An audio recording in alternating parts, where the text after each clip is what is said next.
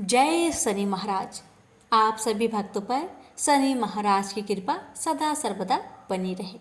प्यारे भक्तों, आज आप सभी श्रवण करेंगे शनिवार शनि भगवान की प्रेत कथा को बड़े ही श्रद्धा से प्रसन्नचित मन से पूरा अवश्य सुनेगा और दूसरे भक्तों के पास भी इस कथा को शेयर अवश्य कीजिएगा।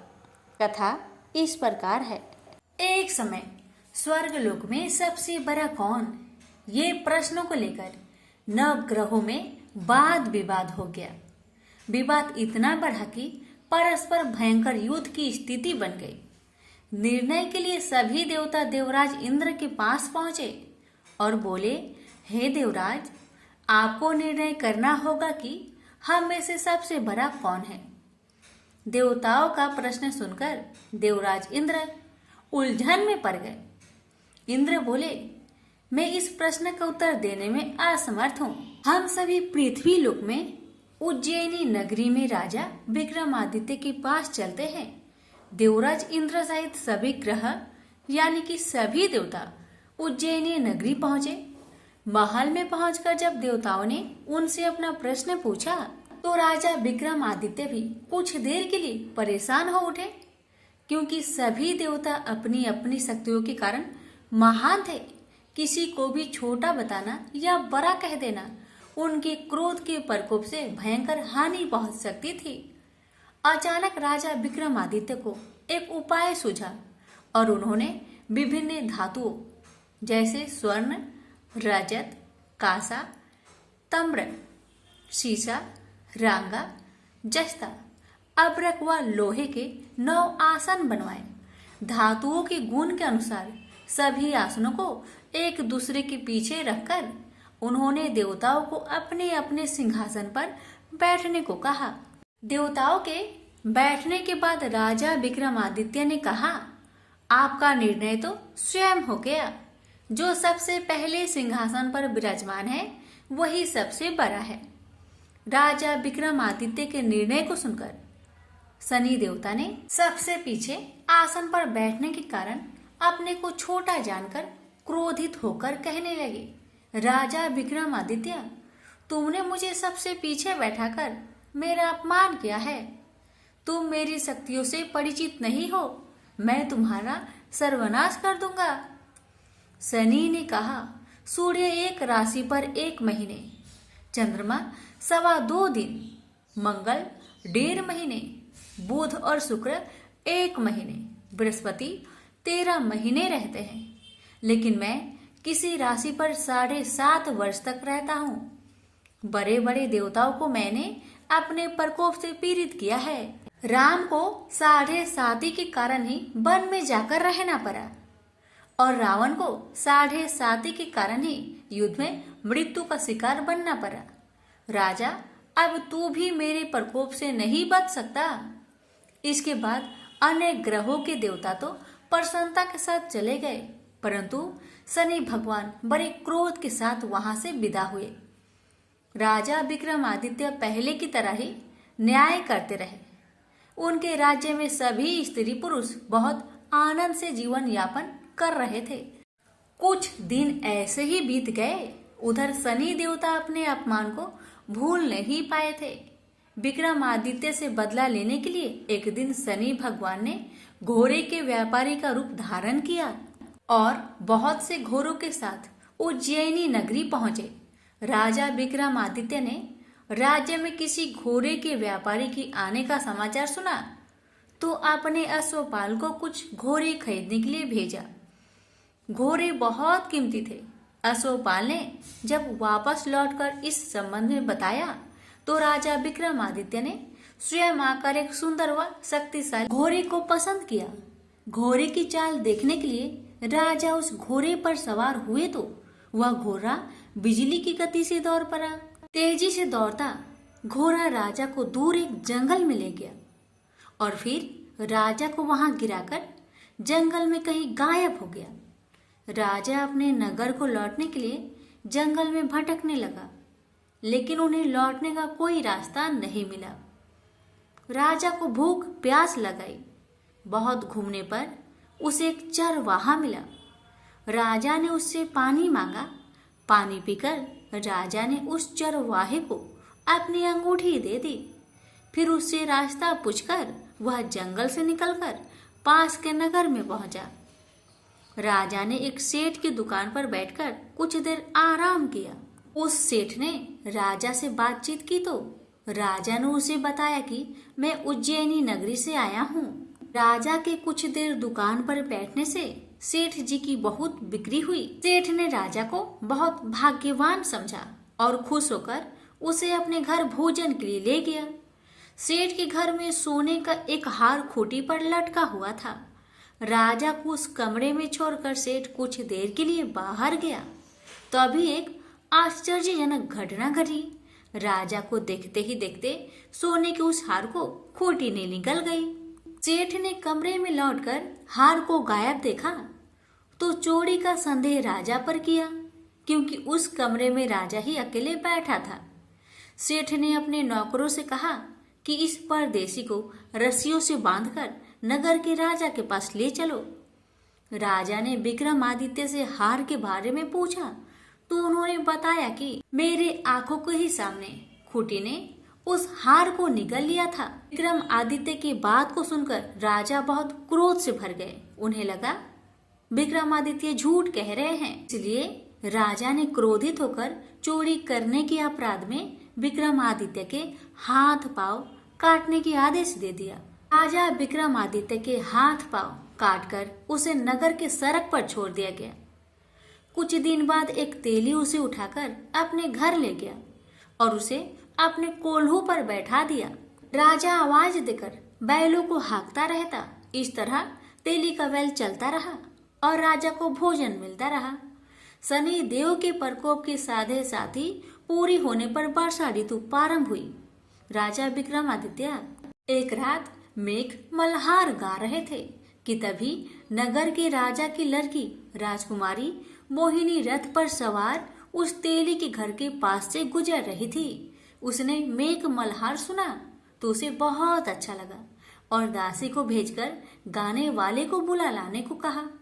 दासी ने लौटकर राजकुमारी को अपंग राजा के बारे में सब कुछ बता दिया।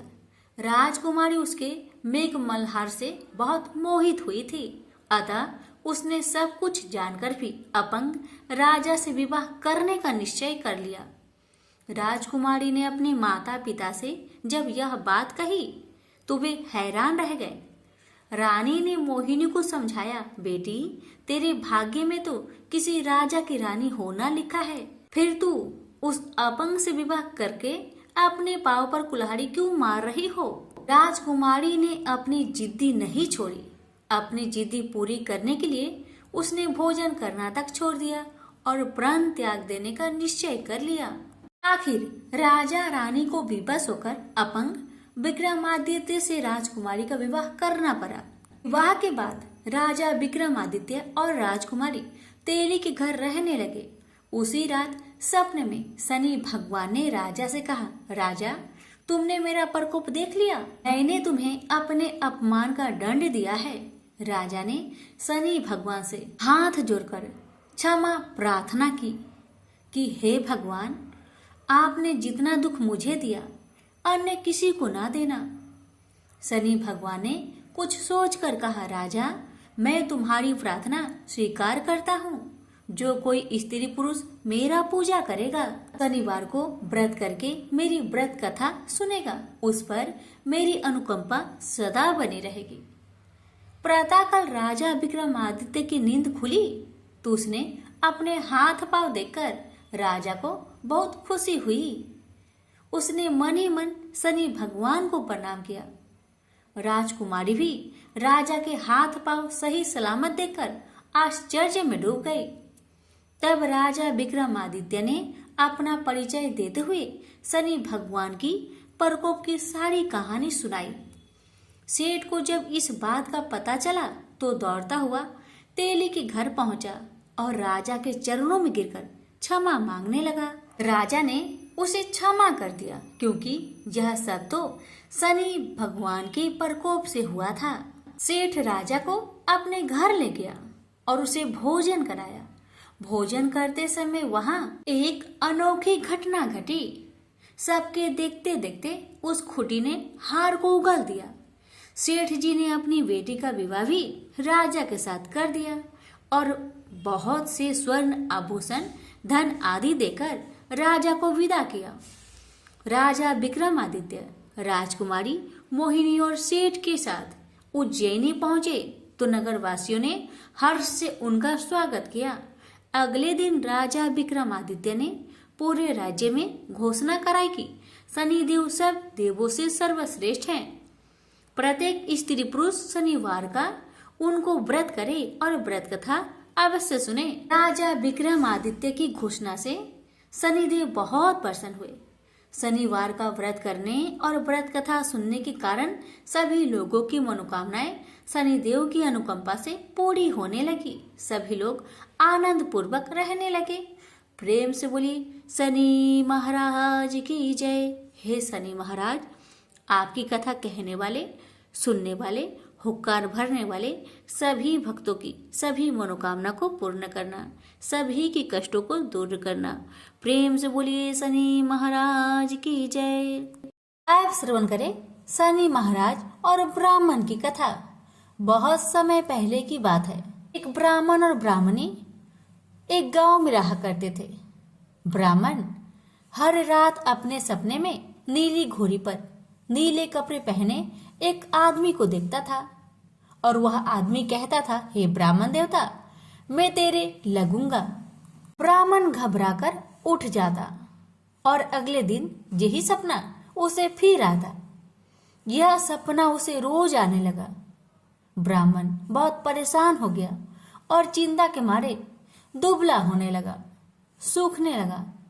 तो एक दिन उसकी पत्नी ने उससे कारण पूछा, हे ब्राह्मण देवता, आपको मैं इतनी अच्छी अच्छी भोजन पकाकर देती हूँ, फिर भी क्या कारण है कि आप दुबले होते जा रहे हैं? ब्राह्मण ने अपनी सपने की सारी बात पत्नी को बताया। ब्राह्मणी बोली, मुझे लगता है अवश्य ही वो शनि महाराज होंगे। अब की बार जब वो आपको दिखे तो आप कह देना, लग जाओ, पर 1:15 से ज्यादा मत लगना। उस दिन फिर सपना आने पर ब्राह्मण ने कहा, लग जाओ, पर कितने समय के लिए लगोगे? शनि जी बोले, 7.5 वर्ष का लगूंगा। ब्राह्मण ने कहा, क्षमा करे शनि भगवान, इतना भारी तो मुझसे झेला नहीं जाएगा। तब शनि भगवान बोले, तो 5 वर्ष का लग जाता हूँ। ब्राह्मण ने मना किया तो शनि जी कहने लगे, 1:15 का तो लगूंगा ही, इतना तो कोढ़ी कलंकी भिखारी के भी लग जाता हूँ। तब ब्राह्मण ने कहा, ठीक है। ब्राह्मण को 1:15 की शनि की दशा लग गई। ब्राह्मण ने दीन से जाकर ब्राह्मणी से कहा, मेरे 1:15 शनि की दशा लग गई है, इसलिए मैं जंगल में जाकर यह समय वहीं पर बिताऊंगा। मेरे लिए खाने पीने का सामान एक पोटली में बांध दो, और हाँ, मेरे जाने के पीछे तुम किसी से झगड़ा मत करना। इस बात का खास ध्यान रखना। ज्यादातर घर में ही रहना और बच्चों का ध्यान रखना। इस 1:15 के समय में कोई भी गाली दे तो चुपचाप सुन लेना, बहस मत करना। यह समझाकर ब्राह्मण जंगल में चले गए। जंगल में ब्राह्मण एक पीपल के पेड़ के नीचे बैठ गए और हनुमान जी का पाठ करने लगे। 1 पहर बीत गया। ब्राह्मण ने सोचा बाकी बचा समय रास्ते में बीत जाएगी, इसलिए वहां से चल दिया। रास्ते में एक बाड़ी में मतीरे लगे थे।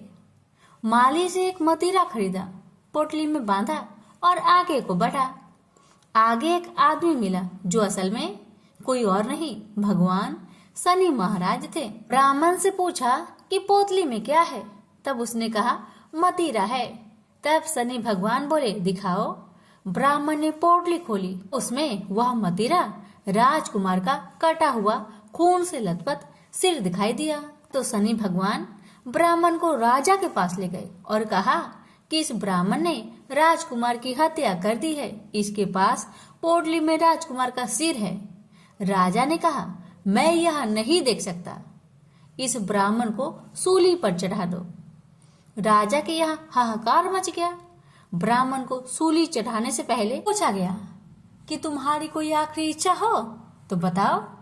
ब्राह्मण ने सोचा किसी तरह सवा पहर पूरा बस हो जाए। ब्राह्मण ने सोच समझकर कहा। उसने कहा कि वह रोज बालाजी का कथा सुनता है, मरने से पहले अंतिम बार बालाजी का कथा सुनना चाहता है। ब्राह्मण को कथा सुनाने का प्रबंध किया गया। कथा कहते कहते सवा पहर पूरा हो गया। शनि की दशा टलते ही राजकुमार शिकाल खेल कर लौटा हुआ दिखाई दिया। राजकुमार को आता देखकर राजा बहुत खुश हुआ, लेकिन उसे निर्दोष ब्राह्मण की हत्या का दोष लगने का डर सताने लगा। उसने तुरंत घोड़सवार सैनिकों को ब्राह्मण को आदर सहित ले आने के लिए भेजा। ब्राह्मण राज दरबार में आया तो राजा ने क्षमा मांगी और पोटली दिखाने के लिए कहा, तो पोटली खोली तो उसमें मदिरा था। राजा ने इन सब के बारे में पूछा तो ब्राह्मण ने बताया, मुझे सवा पहर की शनिचर की दशा लग गई थी, इस कारण यह सब तमाशा हुआ। राजा ने पूछा, यह दशा कैसे टलती है? ब्राह्मण बोला, राजा या सेठ के लगे तो काला हाथी या काला घोड़ा दान करे, गरीब के लगे तो पीपल की पूजा करे और बोले, साचा शनिचर कहिए जाके पाओ सदा ही पढ़िए। शनि भगवान की कहानी सुने, तिल का तेल और काला उड़द दान करे, काले कुत्ते को तेल से चुपर कर रोटी खिलाए तो शनिचर की दशा उतर जाती है। राजा ने उसे मतीरा वापस दे दिया। घर आकर ब्राह्मण ने मतीरा काटा तो उसमें बीज की जगह हीरे मोती निकले। ब्राह्मणी ने पूछा, यह कहाँ से लाए हैं? आप तो कह रहे थे कि शनिचर की दशा लगी है। ब्राह्मण ने कहा, जब दशा लगी थी तो यह मतीरा राजकुमार का सिर बन गया था। जब शनि की दशा उतरी तो शनि भगवान निहाल कर गए। हे शनि देवता, जैसे ब्राह्मण के शनि की दशा लगी वैसे किसी का ना लगना। बोलिए प्रेम से शनि महाराज की जय।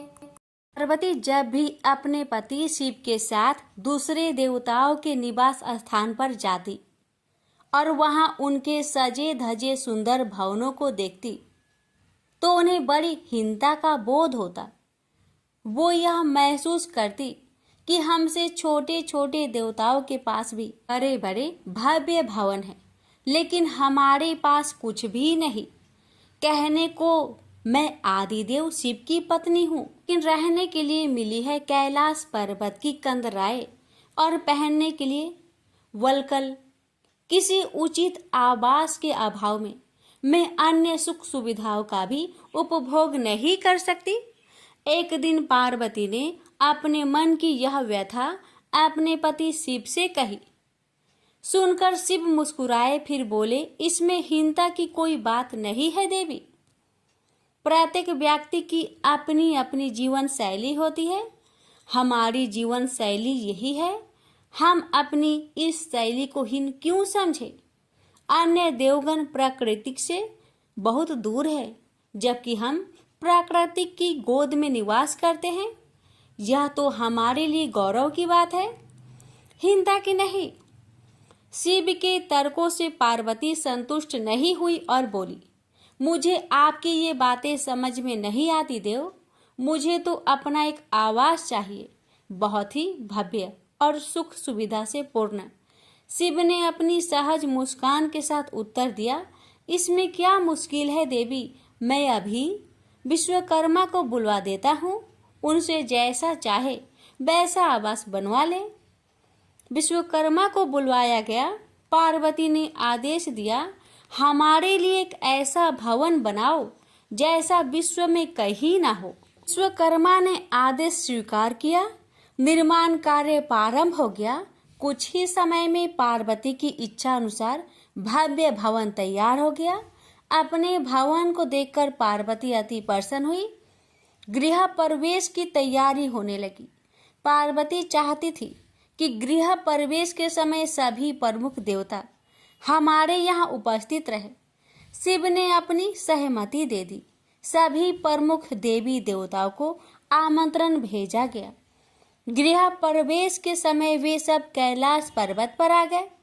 उन्होंने पार्वती के भव्य भवन की भूरी भूरी प्रशंसा की। इन विश्व नियंता ब्रह्मा खामोश रहे।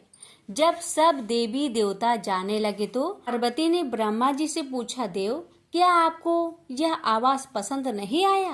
ब्रह्मा जी ने आश्चर्य व्यक्त करते हुए पार्वती से ही प्रश्न किया, देवी मैंने ऐसा कब कहा? आपके चेहरे की भाव भंगिमा कुछ ऐसा ही कह रही है प्रभु। पार्वती ने अपनी शंका स्पष्ट की। फिर ब्रह्मा जी को मौन देखकर पार्वती ने अपनी बात आगे बढ़ाई, देव आप कुछ संकोच कर रहे हैं, स्पष्ट कहिए क्या बात है? ब्रह्मा जी ने तनिक रुककर उत्तर दिया, देवी और तो सब ठीक है, लेकिन इस प्रसाद पर शनि की कुदृष्टि है। इतना कहकर वे वहां से चले गए। पार्वती ने ब्रह्मा जी की बात शिव को बतलाई तो वे भी कुछ चिंता में पड़ गए। पार्वती ने शिव से पूछा, प्रभु शनि की दृष्टि से क्या हो सकता है? यह प्रसाद जल सकता है? शिव ने उत्तर दिया। यह सुनकर पार्वती भी चिंतित हो गई और बोली, प्रभु इसके लिए कोई उपाय कीजिए। शिव ने निराशा व्यक्त की। शनि की दृष्टि को हटाना सरल नहीं है देवी। शिव का उत्तर सुनकर पार्वती आवेश में आ गई और बोली, सरल क्यों नहीं है? आप अभी शनि लोक जाइए और शनि से कहिए कि वह हमारे प्रसाद पर से अपनी कुदृष्टि हटा ले। यदि वह मान जाए तो आप तत्काल उसे वरदान दे दीजिएगा, और यदि ना माने तो आप अपना डमरू जोर से बजा दीजिएगा। मैं स्वयं अपने प्रसाद को आग लगा दूंगी। यदि प्रसाद को जलना ही है तो यह मेरे ही हाथों से जलेगा, शनि की कुदृष्टि से नहीं। इसके बाद मैं शनि को श्राप दूंगी। पार्वती की इच्छा अनुसार शिव शनि लोक गए। वहां शनि देव ने उनकी अभ्यर्थना की और आदर के साथ आसन पर बैठाया। आसन ग्रहण करने के बाद शिव ने अपने आने की प्रयोजन बताया। देवी पार्वती ने जो प्रसाद बनवाया है उस पर तुम्हारी कुदृष्टि है, अतः वे चाहती हैं कि तुम उधर से अपनी कुदृष्टि हटा लो। शनि देव ने करवध होकर निवेदन किया, आप निश्चिंत रहे देव, माता पार्वती के प्रसाद पर कुदृष्टि डालने का मैं दुस्साहस कर ही नहीं सकता।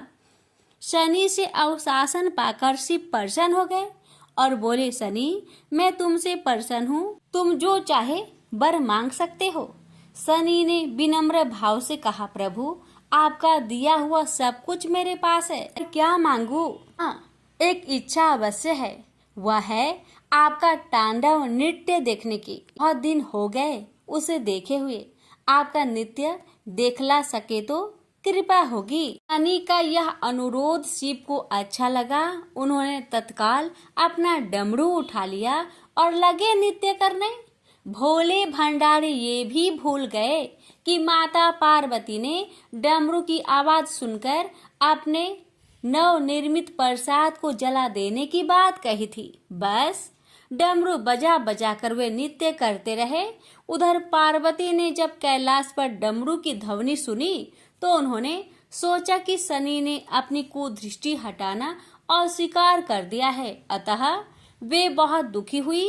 उन्हें लगा कि यदि मैं तत्काल अपने नवनिर्मित आवास को आग लगा दूंगी तो वह शनि की कुदृष्टि से बच जाएगा। अतः उन्होंने स्वयं ही अपने प्रसाद में आग लगा दी। वह धू धू करके जल उठा। प्रसाद को जलता देख पार्वती का शनि पर क्रोध धीरे धीरे बढ़ने लगा और वे उसे श्राप देने के लिए तैयार हो गई। लेकिन उसी समय भगवान शिव वहां पहुंच गए। उन्होंने वहां प्रसाद को जलते देखा तो वे आश्चर्यचकित रह गए। उनकी समझ में ही नहीं आया कि यह कैसे हो गया। फिर अचानक उन्हें सब कुछ स्मरण हो आया। अपनी भूल का उन्हें एहसास हुआ। उन्होंने पार्वती जी को सब कुछ कह सुनाया। सच्चाई जानकर पार्वती को भी अपनी जल्दबाजी पर दुख हुआ। अब शनि को श्राप देने का कोई अर्थ नहीं था। प्रत्यक्षतः उसका कहीं कोई अपराध नहीं था। फिर भी पार्वती और शिव को यह लग रहा था कि यह सब हुआ शनि की कुदृष्टि से ही। लेकिन इस स्थिति को देखते हुए वे उसे दोषी नहीं ठहरा सकते थे। प्रेम से बोलिए हर हर महादेव, शनि महाराज की जय हो। हिंदू धर्म में माँ काली का प्रमुख स्थान है। काली का अर्थ है समय और काल। ऐसा माना जाता है कि इनकी उत्पत्ति समय और काल पापियों के नाश के लिए हुई थी। समय और काल से कोई भी नहीं बच सकता, यह सभी को निकल जाता है। माता पार्वती ने यह भयानक रूप पापियों के विनाश के लिए धारण किया था। माँ काली पापियों के लिए विनाश है और अपने भक्तों के लिए प्रेम से भरी हुई है। जो भी प्राणी सच्चे मन से माँ की भक्ति करता है, माँ उसे मनोवांछित फल देती है। माँ काली की कथा। एक समय दारुक नाम के पापी असुर ने ब्रह्मा जी की तपस्या करके उन्हें प्रसन्न कर लिया। ब्रह्मा जी से पाए वरदान के कारण दारुक अत्यंत बलशाली हो गया। वह देवताओं और ब्राह्मण को परेशान करने लगा। वह उन पर अत्याचार करने लगा। धार्मिक अनुष्ठान यज्ञ बंद करवा दिए और स्वर्गलोक को चला गया। सभी देवता विचलित होकर ब्रह्मा जी और विष्णु जी के पास सहायता मांगने के लिए चले गए। ब्रह्मा जी ने बताया कि दारुक का नाश सिर्फ स्त्री के हाथ से हो सकता है। सभी बड़े देवता भी उससे युद्ध में हार चुके थे। अंत में यह निश्चय किया गया कि दारुक का वध भगवान शिव की पत्नी माता पार्वती करेगी। भगवान शिव ने अपना तीसरा नेत्र खोलकर भयानक और प्रचंड महाकाली को जन्म दिया। उनका शरीर काले रंग का था और माँ काली के माथे पर तीसरा नेत्र और चंद्र रेखा थी। उनके हाथों में त्रिशूल और कई प्रकार के अस्त्र शस्त्र थे। महाकाली के प्रचंड रूप को देखकर सभी देवता थर थर कांपने लगे और वहां से भागने लगे। युद्ध में दारुक महाकाली से पराजित हुआ और इस तरह उस दुष्ट का अंत हुआ। महाकाली के भयानक रूप से चारों तरफ अग्नि की भयानक लपटें उत्पन्न हो गई। महाकाली की क्रोध को सिर्फ भगवान शिव ही रोक सकते थे, इसलिए उन्होंने एक बालक का अवतार लिया। भगवान शिव शमशान पहुंचे और वहां बालक के रूप में लेटकर रोने लगे। छोटे बालक को देखकर महाकाली का क्रोध शांत हो गया। उनके हृदय में ममता भावना जागृत हो गई। उन्होंने शिव रूपी उस छोटे बालक को उठा लिया और अपने स्तनों से दूध पिलाने लगी। इस प्रकार से शिव जी ने उनके क्रोध को भी पी लिया। इस प्रकार महाकाली का भयानक और प्रचंड क्रोध शांत हुआ। उसके बाद महाकाली मूर्छित हो गई। उन्हें होश में लाने के लिए भगवान शिव ने तांडव नृत्य किया और होश में आने पर पुनः माता पार्वती के रूप में आ चुकी थी। माता पार्वती भगवान शिव का नृत्य देखकर नृत्य करने लगी, जिसके कारण उन्हें योगिनी के नाम से भी पुकारा जाता है। इसके अलावा महाकाली ने महिषासुर, चंडमुंड, रक्तबीज, शुभ, निशुंभ जैसे राक्षसों का वध किया। 10 महाविद्याओं में महाकाली प्रथम महाविद्या है। प्रेम से बोलिए काली माता की जय।